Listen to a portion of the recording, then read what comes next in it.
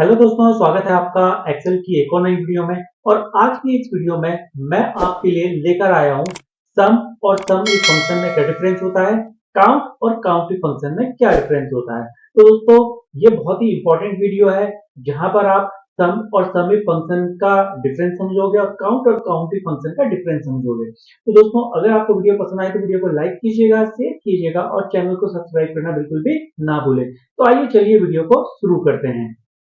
तो दोस्तों, यहाँ पर मैंने एक फॉर्मेट बनाया है जिसमें मेरे पास कुछ प्रोडक्ट्स हैं और ये उनकी सेल है।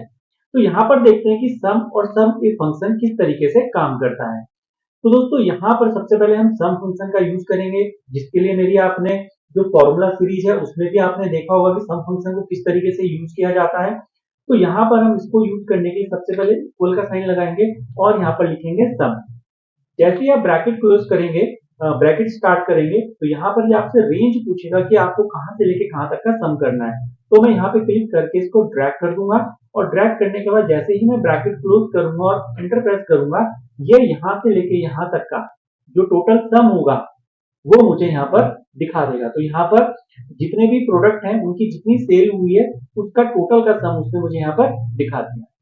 दोस्तों, अब यहाँ पर मैं ये चाहता हूं कि अगर कोई यहाँ पर मॉनिटर पे क्लिक करें तो वो सिर्फ मॉनिटर की कितनी सेल हुई है वो मुझे यहाँ पर दिखा दें। अगर मैं चाहता हूं कि सिर्फ और सिर्फ कीबोर्ड की सेल का मुझे टोटल पता चले कि टोटल सेल कीबोर्ड की कितनी हुई, तो मुझे यहाँ पर दिखा दें। और अगर मैं चाहता हूं कि माउस की टोटल सेल कितनी हुई है इन मिक्स डेटा में से, तो ये मुझे उसी का सेल निकाल के दिखा देगा। तो इसके लिए दोस्तों हम यहाँ पर सम इफ फॉर्मूले का यूज करेंगे। बहुत ही आसान है, स्टेप बाय स्टेप फॉलो करो, सेम एक्सरसाइज बनाओ, उसके ऊपर प्रैक्टिस करो, तो आप भी इसको एकदम से सीख जाएंगे और आपका कॉन्सेप्ट एकदम क्लियर हो जाएगा सम इफ फंक्शन के बारे में। तो इसके लिए दोस्तों हम लगाएंगे इक्वल और यहाँ पे लिखेंगे सम इफ, ब्रैकेट लगाएंगे। ये हमसे रेंज पूछ रहा है, तो दोस्तों सबसे पहले हमने प्रोडक्ट की रेंज देनी है, तो यहां से लेके हम यहां तक इसको ड्रैग कर देंगे। तो ये इस रेंज में से हमारे लिए क्राइटेरिया, क्राइटेरिया का मतलब है कि क्या चीज उसको, किस चीज का उसको हमारे लिए सम निकालना है। तो हम क्राइटेरिया में जो हमारा ये सिलेक्ट प्रोडक्ट है इस पे क्लिक कर देंगे, इस सेल पे क्लिक कर देंगे कि जो भी चीज मैं यहाँ पर सिलेक्ट करूंगा ये इस लिस्ट में से उसे क्या करेगा, सिलेक्ट करेगा।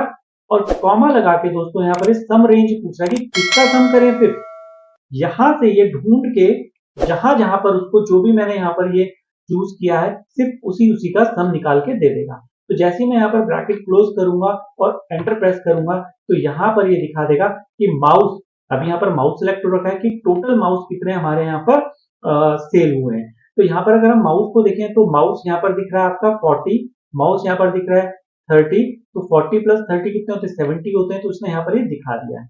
यहाँ पर क्लिक करेंगे, कीबोर्ड पे जाएंगे तो कीबोर्ड 100, तो यहाँ पर आप कीबोर्ड देख रहे होंगे 100 है, इसके अलावा कोई कीबोर्ड नहीं है, तो यहाँ पर ये कीबोर्ड का सम दिखा देगा।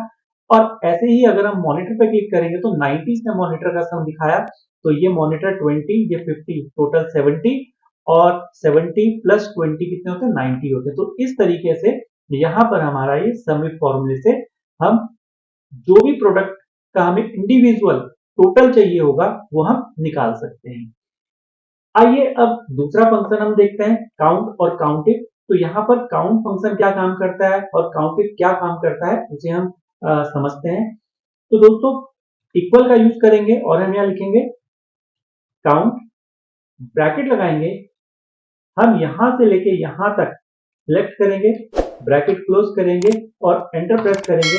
तो ये मुझे यहाँ पर काउंट करके बताएगा कि यहाँ पर ये जो टोटल मेरे प्रोडक्ट हैं वो कितने हैं। तो 1 2 3 4 5 6, तो टोटल इसने मुझे यहाँ पर काउंट करके दिखा दिया कि ये टोटल 6 हैं।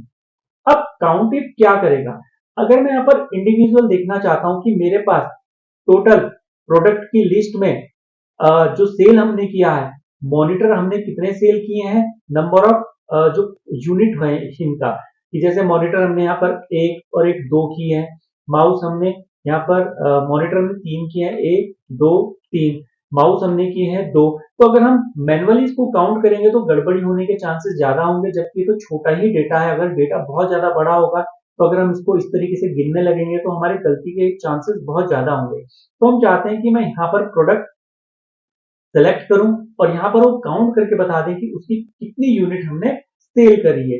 तो इसके लिए काउंटिंग फॉर्मूले को हम किस तरीके से यूज करेंगे, तो आइए वो हम देखते हैं। तो इसके लिए हम इक्वल का यूज करेंगे और यहाँ पर लिखेंगे काउंट, एक ब्रैकेट लगाएंगे, रेंज देंगे, रेंज हमने सिलेक्ट कर दी क्योंकि मुझे प्रोडक्ट की लिस्ट में से काउंट करना है, कॉमा क्राइटेरिया, क्राइटेरिया हमारा क्या, जो भी मैं यहाँ पर क्लिक करूंगा, जो भी मैं यहाँ पर प्रोडक्ट सिलेक्ट करूंगा उस सेल का एड्रेस मैं यहाँ पर डाल दूंगा। जैसे ही मैं ब्रैकेट क्लोज करूंगा और एंटर प्रेस करूंगा तो ये यहाँ पर दिखा देगा कि कीबोर्ड हमने कितनी यूनिट खरीदी है, एक। अगर मैं यहाँ पर मॉनिटर की बात करूं तो मॉनिटर 3 दिखाएगा, ये 1 2 3 मॉनिटर।